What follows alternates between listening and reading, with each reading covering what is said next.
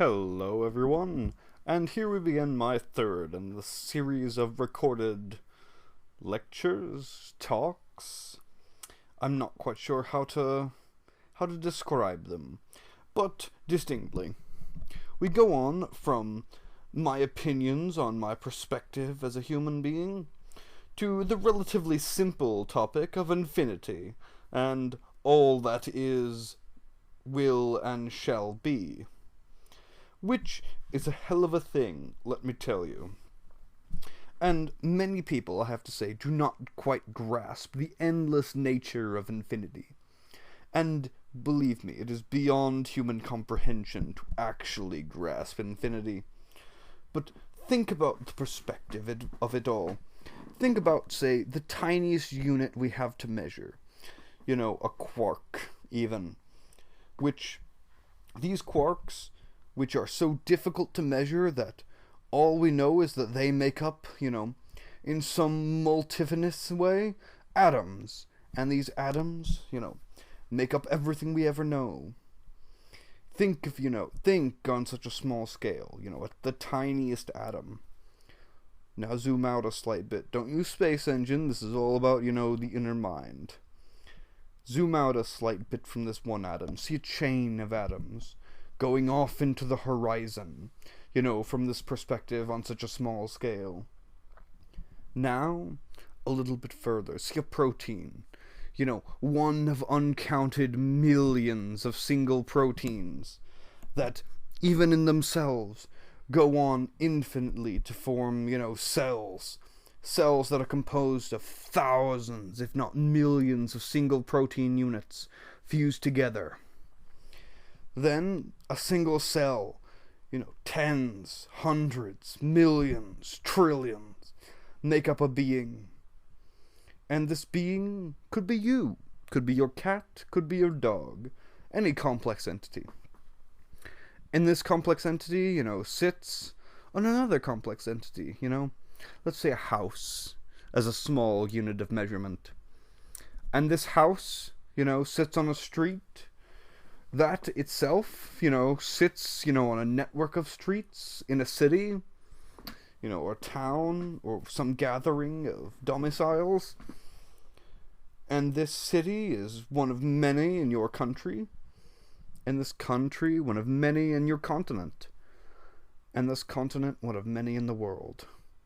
And even the world is such a term to use when the world, as we say it, is a relatively small planetoid, especially even when compared to the larger planetoids in our own solar system. And we live, in a relatively small, solar system with relatively little life in it, We have 8 planets, an asteroid belt, a Kuiper belt. Think of solar systems that have thousands of planets in them. And now you grasp what a large or medium-sized solar system looks like. Now think of our small solar system and some spun-off spiral arm of the galaxy. And then think of our galaxy, And our galaxy, even, is a blink of an eye when compared to the hundreds of thousands of observable points in space. And even as far as we know, our galaxies may form some larger unit, even unmeasured yet, a supergalaxy, a supercluster.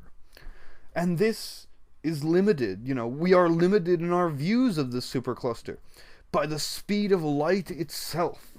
We are constantly seeing beyond what we think of as the horizon of the universe simply by the expanding nature of the speed of light. We are constantly gaining new information. And this sort of zoom out I've tried to do here is just one small look at the nature of infinity. That infinity is truly ever expanding is sort of the concept I'm attempting to communicate here, that really, in theory, once again, not a scientist, nor historian, nor any other, sort of qualified position, but in theory, if you go out far enough, you will have an infinite number of orders of magnitude to measure with. And infinity as itself, spreads to such a large scale that it is nearly indeterminable, on its own. To leave it be is to be limited.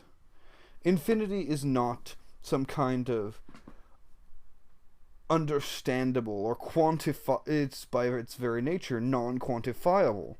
And so when people bandy about the term infinite or endless or without end, that's a hell of a thing. And it's certainly something to keep your mind on. To keep your mind on, the perspective of it all. Because fundamentally, the worst that has ever happened to a human being, the worst pain, the worst suffering, the thousands, millions dead by the greatest of our wars, is specks of dust on another speck of dust, and the endless universe on a spiral arm of a small galaxy that in hundreds of thousands, if not millions of years, will collide with another galaxy, the Andromeda Galaxy.